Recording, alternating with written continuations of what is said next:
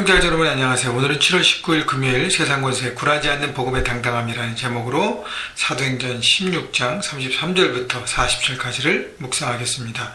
33절 그 밤 그 시각에 간수가 그들을 데려다가 그 맞은 자리를 씻어주고 자기와 그 온 가족이 다 세례를 받은 후 자 이제 복음을 듣고 믿고 구원받은 간수는 바울과 신라를 섬깁니다. 그래서 그 두 사람을 데려다가 첫 번째는 상처, 매받은 곳의 상처를 치료해 줍니다. 그 다음에 34절 그들을 데리고 자기 집에 올라가서 음식을 차려주고 그와 온 집이 하나님을 믿음으로 크게 기뻐하니라. 그리고 음식을 차려서 지극히 섬깁니다. 자, 바울과 신라는 복음 전도자로서 절망 속에 있었고 고난을 받았어요. 억울하게 누명을 쓰고 감옥에 들어가서 매를 많이 맞았고요. 감옥에 들어갔습니다. 자, 고난받고 절망 속에 있었지만 결국 하나님이 세워주시는 것이죠. 그래서 간수를 통해서 세움받습니다. 간수의 극진한 섬김을 받습니다. 자, 그래서 하나님께서는요, 복음을 전하고 하나님 말씀대로 살아가는 사람들을 그냥 절망 속에서 고난 속에서 내버려 두지 않는다는 것이죠. 결국 그것이 반전되어서 세움받고 온전해지고 좋은 귀함 받는 것이 분명해진다는 것입니다. 여러분, 그래서 하나님의 말씀대로 살아갈 때 때로는 절망이고 때로는 고난을 받을지라도 여러분 거기에 포기하지 마시고요.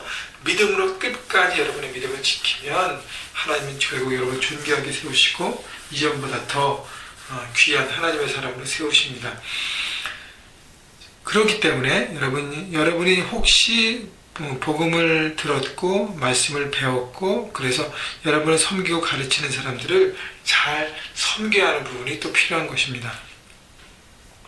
33절 하반절에 그와 온 집이 하나님 믿음으로 크게 기뻐하니라. 복음은 한 생명뿐 아니라 온 집안이 하나님 믿게 되므로 기쁨으로 변화되는 것이죠. 복음은 복된 소식이기 때문에 기쁨을 주는 것입니다. 한 사람이 아니라 모든 사람이 온 집안에게 기쁨을 주는 것이죠. 35절 날이 새매 상관들이 부하를 보내 이 사람들을 놓으라 하며 하나님의 섭리하심이 또 나타나는 것이죠. 하나님께서 바울과 신라를 그들을 옥에 가두게 했던 결정했던 그 관리들을 통해서 이제 방면을 놓아주라는 선언을 하게 합니다. 36절 간수가 그 말대로 바울에게 말하되 상관들이 사람을 보내 너희를 놓으라 하였으니 이제는 나가서 평안히 가라 하거늘. 자, 이래서 공식적으로 그들을 방면합니다. 그런데요, 37절 바울이 이르되 로마 사람인 우리를 정추에도 정하지 아니하고 공중 앞에서 때리고 옥에 가두었다가 이제는 가만히 내보내고자 하느냐? 아니라 그들이 친히 와서 우리를 데리고 나가야 하리라 한데 38절 부하들이 이 말을 상관들에게 보고하니 그들이 로마 사람이라 하는 말을 듣고 두려워하여. 자, 바울이 이제 언급하지 않았던 자신의 로마 시민임을 말하고 로마 시민으로서의 권리를 선포합니다. 제대로 재판도 되지 않고 무조건 때리고 옥에 가둔 그들이 불의를 범했음을, 관리가 불의를 범했음을 얘기하는 것이죠. 자, 그래서 공식적으로 관리들이 자신들의 잘못을 인정하게 하고 바울과 신라를 무리 앞에서 공식적으로 놓아주고 이들이 죄 없음을 보여줘야 한다는 것이죠. 그래서 39절 와서 고난에 데리고 나가 그 성에서 떠나기를 청하니.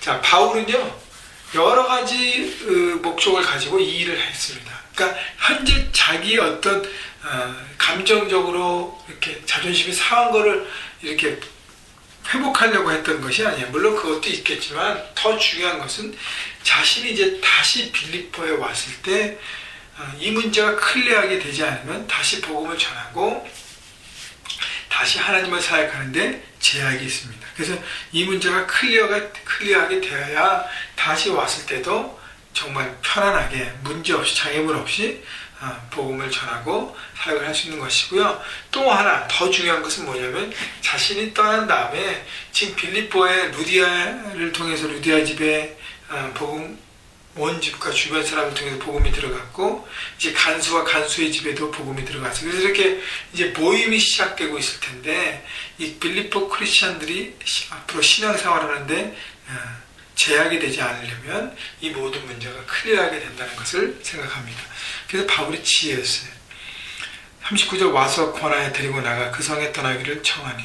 그래서 바울의 뜻대로 관리들에게 바울과 실라가 존귀함을 얻습니다. 다시 무너진 어떤 그것이 회복되게 되는 것이죠.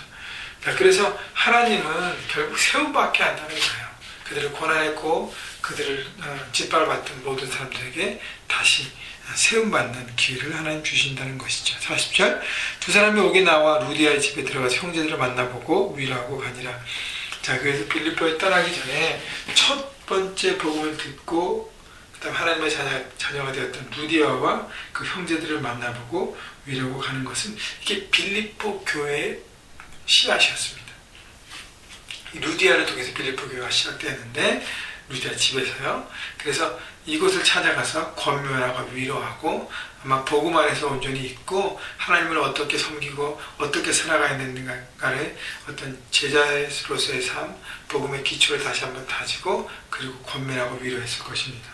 여러분, 우리가 하나님의 사람으로 서서 가장 해야 될 부분들이 바로 위로자와 권면하는 것이에요.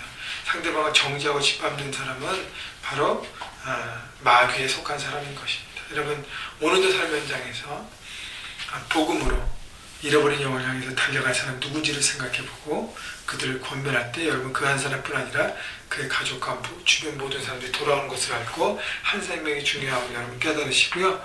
또 내가 권면하고 세워야 될 사람 누군가를 돌아보시고 제가 화요일 날도 똑같은 적용을 드렸는데 오늘 다시 한번 이번 주간에 못했다면 여러분이 위로하고 권면할 사람 누군가 바울이 직접 루디아의 집을 찾아갔던 것처럼 여러분이 문자와 또 전화와 또 직접 방문과 만남을 통해서 정말 적극적으로 이니셔티브를 가지고 위로하고 권면하는 그래서 하나님의 사랑을 나누는 여러분 모두가 되시기를 주님의 이름으로 축복합니다.